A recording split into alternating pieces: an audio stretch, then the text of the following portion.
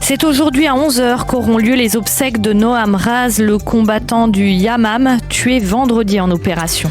Oui, Noam Raz avait 47 ans, il était marié, père de 6 enfants, il habitait la localité de Kida en Samarie. Il a servi pendant 23 ans dans l'unité d'élite de la police en tant que tireur d'élite, infirmier et combattant. Il a participé à des centaines d'opérations dangereuses et il y a un mois, il a même sauvé la vie de son commandant de l'unité en lui apportant les premiers secours d'urgence après que celui-ci ait été grièvement blessé. On a appris ce matin que la famille Raz avait décidé de faire don de certains des organes de Noam pour des greffes. Ultime geste de générosité d'un homme qui, selon ses proches, en a accompli de nombreux durant sa vie.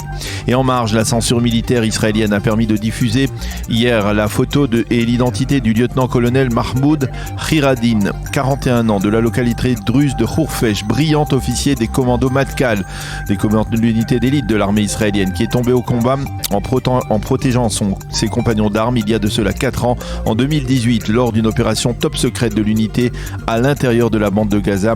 Il avait reçu, après sa mort, une médaille de bravoure.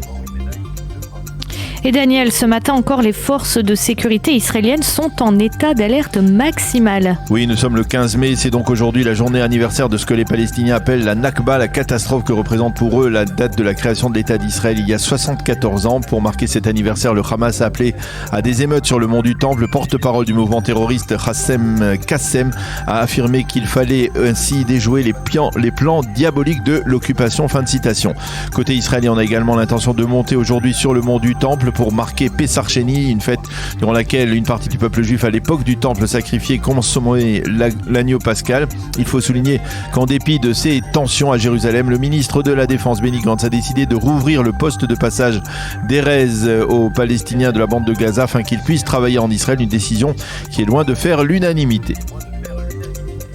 Et puis ce matin, le patron de la police, Kobi Shabtai, a décidé d'ouvrir une enquête pour déterminer les circonstances des violences enregistrées durant les obsèques de la journaliste vendredi à Jérusalem. La journaliste d'Al Jazeera, Daniel. Oui, dans un premier temps, Kobi Shabtai s'était refusé à ouvrir une enquête sur la conduite des policiers durant les obsèques de Shirin Abu Akleh, car il entendait ainsi les soutenir et les cautionner. Mais Shabtai a dû céder à la pression, en particulier la pression du ministre de la Sécurité intérieure, Omer Barlev.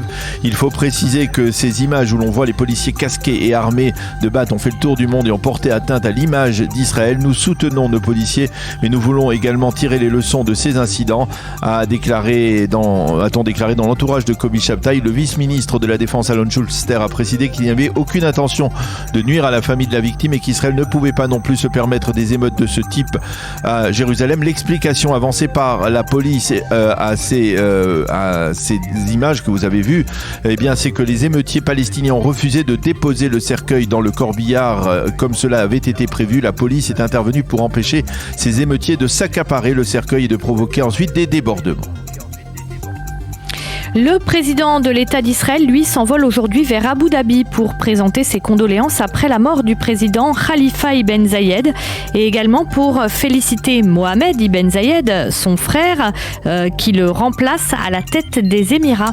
Oui, le président Herzog effectuera une visite éclair à Abu Dhabi pour présenter ses condoléances au nouveau président des Émirats, Mohamed Ibn Zayed, qui est l'un des principaux artisans, on le sait, des accords d'Abraham. Le président Herzog ne sera pas le seul chef d'État à faire une telle démarche, puisque le président français Emmanuel Macron sera aujourd'hui présent aussi à Abu Dhabi. Et à la sortie du Shabbat, Daniel, Naftali Bennett, le Premier ministre israélien, a publié un communiqué pour remercier le député Yom Tov Kalfon. Il faut effectivement d'abord rappeler que vendredi, 1 heure avant Shabbat, Matan Kahana, ministre des cultes du parti Yamina, a annoncé sa décision de démissionner et de reprendre son mandat de député. Cette décision a de facto entraîné le départ de la Knesset du député francophone Yom Tov Kalfon, lui aussi de Yamina. Selon les observateurs, la décision de Kahana a été prise d'un commun accord avec Naftali Bennett après que des soupçons sur la loyauté de Kalfon envers l'actuel gouvernement est surgi. Et hier soir, le Premier ministre israélien a publié un communiqué dans lequel il remerciait le député Yom Tov Kalfon pour son action parlementaire, en particulier dans le domaine de l'intégration des Olim et dans sa défense de la Judée et de la Samarie. Je suis certain que Yom Tov continuera à remplir des fonctions publiques importantes et apportera sa contribution à l'État d'Israël et au peuple juif. Merci pour ton dévouement, Yom Tov, a écrit le Premier ministre hier soir. Il faut préciser que quelques heures avant l'annonce de l'éviction de Yom Tov Kalfon, on a appris la démission de la conseillère politique du Premier ministre Shimrit Meir qui s'est vue reprocher ces dernières semaines de pousser Naftali Bennett un peu trop vers le centre. Merci beaucoup Daniel Haïk et on vous retrouve tout à l'heure à 7h30 pour la revue de la presse israélienne.